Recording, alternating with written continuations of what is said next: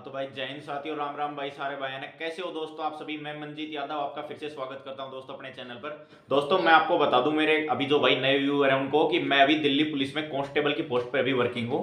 तो दोस्तों आज मैं आपको बताने वाला हूं कि दिल्ली पुलिस कांस्टेबल में वो चीजें बताऊंगा आपको जो आपको आज तक किसी ने नहीं बताई होंगी। उसके बारे में टोटली जॉब प्रोफाइल के बारे में बात करूंगा कि आपका ज्वाइनिंग कैसे होती है, ज्वाइनिंग के बाद आपकी ट्रेनिंग कैसे होती है, आपकी सैलरी वगैरह कितनी मिलती है, आपकी ड्यूटी वगैरह क्या रहती है, क्या पावर है, फैमिली के लिए टाइम मिलता है या नहीं मिलता, कितनी छुट्टियां वगैरह रहती हैं। इसके अलावा हम उसके साथ किसी और अपर पोस्ट की तैयारी कर सकते हैं या नहीं कर सकते। तो टोटल दोस्तों मैं आपकी सारी जानकारी आपको बताने वाला हूं। आपकी ड्यूटियां कहाँ कहाँ लगाई जाती है, बटालियन में, पीसीआर वगैरह में, इसके अलावा कौन से डिस्ट्रिक्ट यूनिट होते हैं जहां सबसे अच्छी ड्यूटी रहती है। तो उस चीज पे आप टोटली बात करने वाले, आज आपके सारे डाउट आपके क्लियर करने वाले हैं दोस्तों। तो वीडियो को जरूर पूरा देखिएगा, तभी आपको अच्छे से समझ आएगा कि कौन सी चीज से कहां से गुजरना होता है और कौन सी चीजें आपको बचनी चाहिए, कौन सी चीजें आपके लिए ज्यादा अच्छी हैं।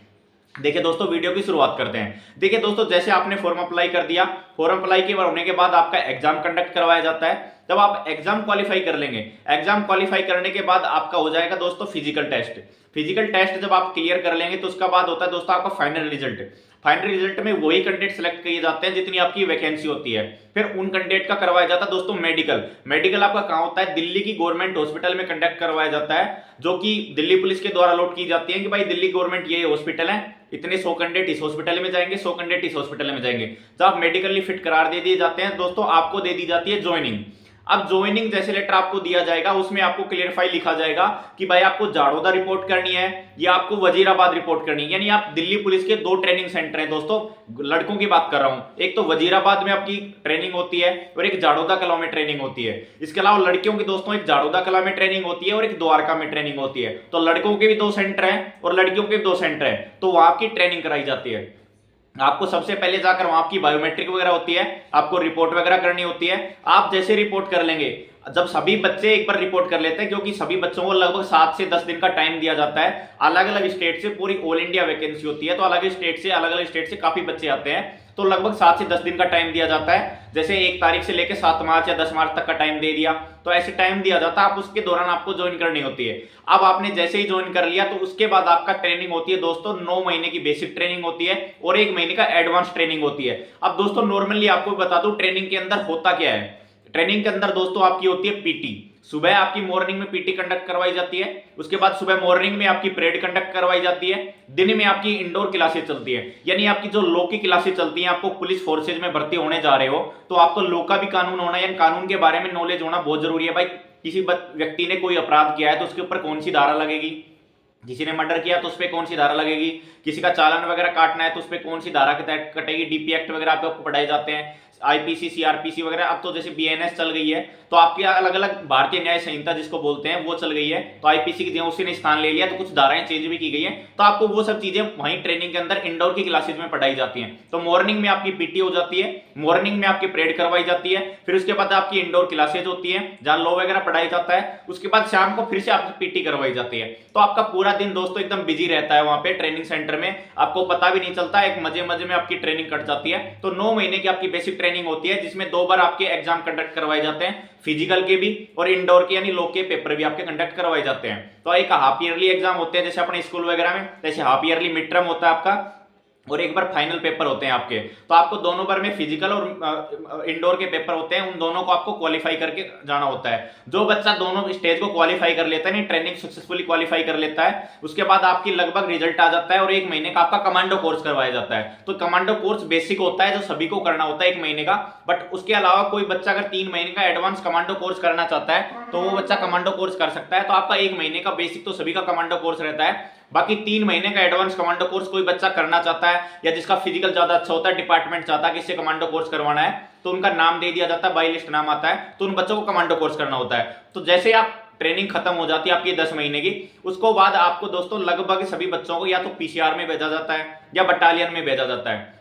बहुत कम बच्चे होते हैं जिनको डायरेक्टली डिस्ट्रिक्ट वगैरह यूनिट में भेज दिया जाता है। लगभग सभी बच्चों को या तो बटालियन या पीसीआर, दो आपकी जो मेन 2 यूनिट है, इन्हीं में आपका ट्रांसफर आता है सबसे पहले। वहां आपको लगभग 2 से 3 साल निकालनी होती है जब तक आपसे अगला बैच नहीं आ जाता। यानी जब आपकी वैकेंसी भी इस वैकेंसी में भर्ती होकर जाएंगे तो अगली 2-3 साल में जो वैकेंसी आपकी आएगी तब तक वो वैकेंसी कंप्लीट नहीं हो जाती, ट्रेनिंग करके पास आउट नहीं आ जाते, तब तक आपको बटालियन से डिस्ट्रिक्ट यूनिट में नहीं भेजा जाता है। तो लगभग यही प्रक्रिया चलती है हर साल हर वैकेंसी में। तो लगभग आपको पीसीआर या बटालियन का आपका ट्रांसफर आने वाला है। अब दोस्तों बात करते हैं कि इसमें आपका ड्यूटी टाइम वगैरह कैसे क्या रहता है। देखिए दोस्तों, जैसे बटालियन वगैरह में आपकी जॉब होती है तो कंपनी वगैरह जॉब होती है, इसके अलावा ऑफिस वगैरह की भी जॉब होती है, वो डिपेंड करता है किसको कैसी जॉब मिलती है। तो ऐसे अलग अलग आपकी जॉब रहती है। बटालियन वगैरह में भी ऐसे पीसीआर वगैरह में भी, पीसीआर में भी आपकी 12 घंटे की लगभग ड्यूटी रहती है।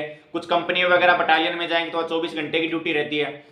इसके अलावा ऑफिस वगैरह रहती है आपकी सुबह 9 बजे से लेकर शाम को 6 बजे तक ऑफिस का टाइम रहता है। सैटरडे संडे आपका ऑफ रहता है। तो ऐसे अलग अलग आपका टाइम चलता रहता है। तो लगभग आप बटालियन वगैरह में, पीसीआर वगैरह में जाते हैं। पीसीआर में क्या काम होता है दोस्तों आपका, पीसीआर में जाओगे तो आप गाड़ी के ऊपर रहते हो। आप गाड़ी के ऊपर कहां से भी कहीं कॉल आती है, कोई अपराध होने की सूचना मिलती है, कोई एक्सीडेंट वगैरह हो जाता है, किसी के साथ कुछ बात हो जाती है, तो आपको वहां तुरंत पहुंचना होता है। तो पीसीआर का ये काम होता है। बटालियन में आपका सीपी रिजर्व में यानी कमिश्नर ऑफ पुलिस के रिजर्व में आपकी ड्यूटियां रहती हैं। आपको किसी भी अरेंजमेंट लॉ एंड ऑर्डर के मेंटेन के लिए, अरेंजमेंट के लिए भेज दिया जाता है, या फिर इसका किसी का रूट होता है, अपने वीवीआईपी रूट होता है, उसमें आपकी ड्यूटी लगा दी जाती है। तो आपका लगभग यही काम होता है बटालियन में और पीसीआर में। तो आपकी ड्यूटियां वहां लगी जाती हैं। जब 2-3 साल आपको हो जाते हैं, अगला बैच आ जाता है, तो आपको अलग डिस्ट्रिक्ट यूनिट में, सभी को अलग अलग डिस्ट्रिक्ट यूनिट में आपको भेज दिया जाता है। अब दोस्तों बात करते हैं कि जब आप ट्रेनिंग में रहते हैं तो ट्रेनिंग में कितनी सैलरी मिलती है, और इसके अलावा जो आफ्टर ट्रेनिंग आते हैं तो आपको कितनी सैलरी मिलती है। दोस्तों जब आप ट्रेनिंग कर रहे होते हैं तो ट्रेनिंग में आपको मिलता है बेसिक, डीए और इसके अलावा राशन मनी। आपको सिर्फ 3 चीज मिलते हैं। एचआरए होता है जो आपका जुड़ता जाता है। जब आप किसी दूसरे डिस्ट्रिक्ट यूनिट में जाते हैं ट्रेनिंग पास करने के बाद, वहां एक साथ आपका एचआरए 1 साल का जो ट्रेनिंग का है वो आपको एक साथ दे दिया जाता है एरियर के रूप में। बाकी जब ट्रेनिंग से पास आउट होके जाते हैं तो आपको सारी चीजें मिलती हैं, जिसमें बेसिक इंक्लूड होता है, आपका डीए इंक्लूड होता है, एचआरए इंक्लूड होता है, ट्रांसपोर्ट अलाउंस इंक्लूड होता है और राशन मनी इंक्लूड होती है। तो आपको ये सारी चीजें वहां पे मिलने वाली हैं। तो इसके बाद जब आप दोस्तों ट्रेनिंग में रहते हैं तो ट्रेनिंग में लगभग दोस्तों आपको लगभग 35,000 रुपए मिलते हैं, और ट्रेनिंग के बाद लगभग दोस्तों 45,000 से प्लस आपकी सैलरी रहती है। अब दोस्तों मेन चीज ये है कि हमें दिल्ली पुलिस ज्वाइन क्यों करनी चाहिए, उसका रीजन सबसे ज्यादा बड़ा क्या है। देखो दोस्तों, दिल्ली पुलिस ज्वाइन करने के कई फायदे हैं। दिल्ली पुलिस के रूप में सबसे बड़ा फायदा ये है कि आपको दोस्तों हमेशा आपकी पोस्टिंग दिल्ली में रहती है। यानी आपको ऐसा नहीं कि आप दिल्ली में, आज राजस्थान में, आज यूपी में, हरियाणा में, अलग अलग जैसे अलग अलग फोर्सेज में होता है, आज आपको 3 साल के लिए ट्रांसफर वहां भेज दिया, 3 साल के लिए ट्रांसफर वहां भेज दिया। तो ऐसा नहीं है दोस्तों, आपकी फिक्स ड्यूटी होती है, परमानेंटली आप दिल्ली में रहोगे। दिल्ली के किसी थाने में, किसी यूनिट में, पीसीआर वगैरह जितनी भी डिस्ट्रिक्ट यूनिट है, वहीं आपको दिल्ली के अंदर परमानेंटली रहना होता है। जब तक आप 60 साल की सर्विस आप करना चाहते हो, 60 साल की एज तक अपनी सर्विस कर सकते हो। तो सबसे बड़ा फायदा है कि आपकी दिल्ली पुलिस में रहना होता है।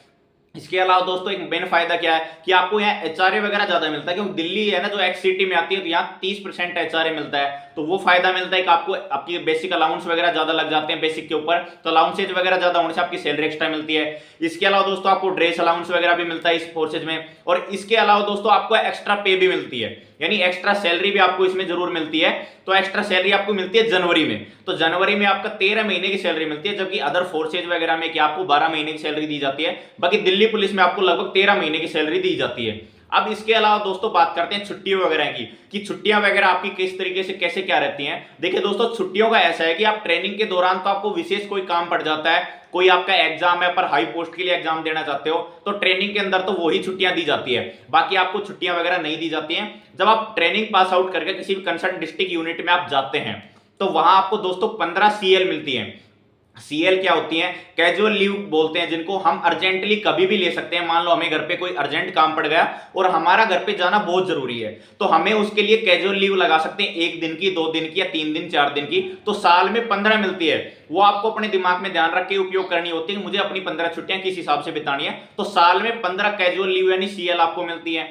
इसके अलावा आपको 30 डेज की अर्निंग लीव, ईएल बोलते हैं जिसको, अर्निंग लीव बोलते हैं, वो मिलती है। तो आप उसकी 30 दिन की एक साथ भी ले सकते हैं, या 10 दिन, 15 दिन ऐसे टुकड़ों में करके 2-3 बार भी ले सकते हैं। तो आप उसकी 30 दिन की अर्निंग लीव मिलती है आपको, जिनको ईएल बोलते हैं। तो अगर किसी बच्चे की शादी है, भाई किसी भाई की शादी है, किसी को और इंपॉर्टेंटली काम है, तो उसको ज्यादा छुट्टी चाहिए, 15 दिन की, 20 दिन की, 1 महीने की छुट्टी चाहिए, तो वो छुट्टियां हर साल इकट्ठा होती चली जाती हैं। वो आपकी नहीं लेते हो किसी साल तो अगले साल ऐड होती जाती हैं।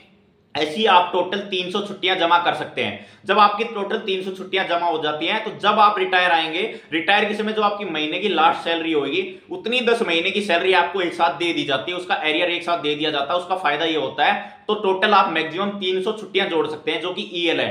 अगर सीएल आप 15 में से एक भी छुट्टी साल में नहीं लेते हैं तो आपकी सीएल खत्म हो जाती है, वो आपके खाते में जमा नहीं करी जाती है। तो अर्निंग लीव है जो ईएल बता रहा हूं दोस्तों, वो आपको मिलते हैं। तो आप अर्निंग लीव अपनी ले भी सकते हैं, इसके अलावा आप जमा भी कर सकते हैं, जिनकी मैक्सिमम लिमिट गवर्नमेंट ने कर रखी है कि आप 300 छुट्टियां अपनी जमा कर सकते हो। इसके अलावा दोस्तों आपको मिलते हैं मेडिकल वगैरह भी, क्योंकि अपनी पूरी जिंदगी है भाई, 60 साल की सर्विस है, 30-35 साल की नौकरी होती है, 60 साल की सर्विस तक अपने को नौकरी करनी होती है। तो किसी के साथ मेडिकली भी कोई प्रॉब्लम हो सकती है, तो मेडिकली प्रॉब्लम में डिपार्टमेंट आपको अलग से मेडिकल फैसिलिटी भी देता है, इसके अलावा मेडिकल की छुट्टियां भी अलग से देता है जो कि आपकी लगभग 20 दिन की रहती है। तो आपके 20 दिन के हर साल मेडिकल भी आपको मिलते हैं। तो अगर आपको कोई मेडिकली प्रॉब्लम हो जाती है तो मेडिकल भी दे दिए जाते हैं। इसके अलावा दोस्तों मेडिकल की फैसिलिटी भी आपको सीजीएचएस पैनल जो आपका होता है गवर्नमेंट की तरफ से, CGH central government health scheme के तहत आपको आपकी फैमिली को सीजीएचएस पैनल में डाल दिया जाता है। अगर आपके किसी फैमिली मेंबर को कोई परेशानी है, बीमारी है, इलनेस है, या आपको कोई परेशानी है, तो आप जितनी भी सीजीएचएस पैनल में, दिल्ली, जयपुर, ऑल इंडिया में जितनी भी सीजीएचएस पैनल में आप जाके देखेंगे, जो भी हॉस्पिटल है उस हॉस्पिटल में जाके आप अपना इलाज करवा सकते हैं। तो दिल्ली पुलिस की तरफ से एक ये फैसिलिटी भी होती है, आप सीजीएचएस पैनल के थ्रू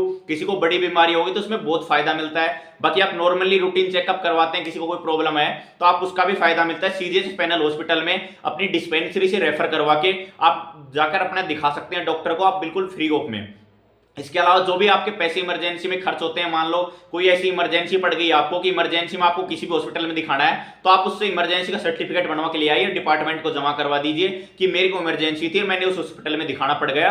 तो उसका एरियर भी आपको पैसे मिल जाते हैं, आपको तनख्वाह में लास्ट में आपके ऐड होके मिल जाते हैं। मेडिकल क्लेम बोलते हैं जिसको, मेडिकल क्लेम आपको मिल जाता है। तो ऐसा आपको सीजीएचएस मेडिकल फैसिलिटी अवेलेबल करवाई जाती है। अब इसके अलावा दोस्तों बात करते हैं आपकी ड्यूटी टाइम वगैरह क्या रहता है आपका। देखिए दोस्तों लगभग आजकल दिल्ली पुलिस में सब जगह ऐसा ही है। जैसे बटालियन पीसीआर की ड्यूटी मैंने आपको बता दी, पीसीआर में 12 घंटे की ड्यूटी होती है। इसके अलावा आपका बटालियन में 24 घंटे की भी ड्यूटी है काफी जगह, तो 24 घंटे की ड्यूटी होती है, 24 घंटे का आपका रेस्ट रहता है। तो रेस्ट तो आपका रहता ही रहता है, उसके साथ में पीसीआर में 12 घंटे की ड्यूटी, 24 घंटे का रेस्ट रहता है। तो सब जगह अलग अलग रहता है। बाकी नॉर्मली अगर आप ड्यूटी देखते हैं तो लगभग आजकल सब जगह 8 घंटे की फिक्स ड्यूटियां हैं, यानी आप 8 घंटे ड्यूटी करते हैं तो लगभग आपका 16 घंटे का रेस्ट रहता है। तो ऐसे रेस्ट वगैरह की कोई दिक्कत नहीं रहती है, लगभग अच्छा टाइम मिलता है आपको, फैमिली वगैरह के साथ रहने का भी अच्छा टाइम मिलता है। अगर जैसे आप नॉर्मली ऑफिस जॉब भी करते हैं, 8-9 घंटे की आपकी ड्यूटियां रहती है, उसके बाद 15-16 घंटे मिलते हैं, जिसमें से 4 से 5 1-2 घंटे आपके आने जाने में लग जाते हैं, खाने पीने में 4-5 घंटे लग जाते हैं। तो 3 से 4 घंटे आप अपनी स्टडी की, 5 घंटे अपनी स्टडी के लिए भी निकाल सकते हैं।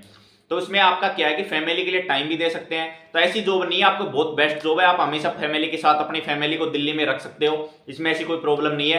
फैमिली के लिए भरपूर टाइम है आपकी। इसके अलावा आप हायर एजुकेशन की तैयारी कर रहे हो तो आपके लिए उसके लिए भी काफी टाइम है। जैसे आप बटालियन में हो, बटालियन में आप कंपनी में हो, वहां 24 घंटे कंपनी ऑन रहती है, 24 घंटे रेस्ट रहता है। अगर 24 घंटे आपको ड्यूटी आती है तो ही आपको जाना पड़ता है। अगर उस दौरान आपकी ड्यूटी नहीं आती है तो उस 24 घंटे के दौरान आपको पूरा 24 घंटे मिल रहे हैं, तो आप उसमें तैयारी कर सकते हो।